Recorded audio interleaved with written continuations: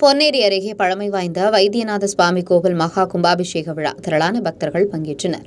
திருவள்ளூர் மாவட்டம் பொன்னேரி அடுத்த வேம்பாக்கம் கிராமத்தில் சுமார் 300 ஆண்டுகள் பழமை வாய்ந்த அருள்மிகு தையல் நாயகி சமேத வைத்தியநாத சுவாமி கோவில் அமைந்துள்ளது. இக்கோவில் புதுப்பிக்கப்பட்டு திருப்பணிகள் நிறைவடைந்த நிலையில் இன்று மகா கும்பாபிஷேகம் நடைபெற்றது. யாகசாலையில் 3 கால பூஜையுடன் தொடங்கப்பட்ட கும்பாபிஷேக விழாவில் வாஸ்து சாந்தி, காப்பு கட்டுதல், கணபதி ஓமம், நவகிரக ஓமம் உள்ளிட்ட பூஜைகள் நடந்தது.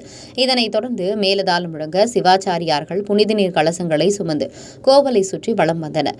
இதனைத் தொடர்ந்து கோவில் ராஜகோபுரத்தின் கலசத்திற்கு புண்ணிய நதிகளில் இருந்து கொண்டு வரப்பட்ட புனித நீர் ஊற்றப்பட்டு கும்பாபிஷேகம் நடத்தப்பட்டது.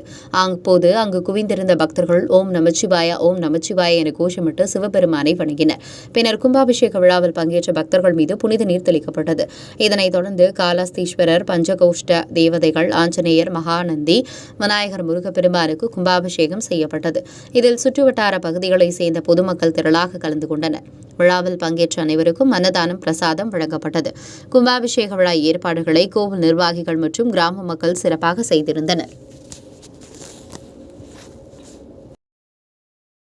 உடனுக்குடன் செய்திகளை தெரிந்து கொள்ள தமிழ்நாடு 24 நியூஸ் சேனலை சப்ஸ்கிரைப் செய்யுங்கள். லைக், ஷேர் பண்ணுங்க. நன்றி.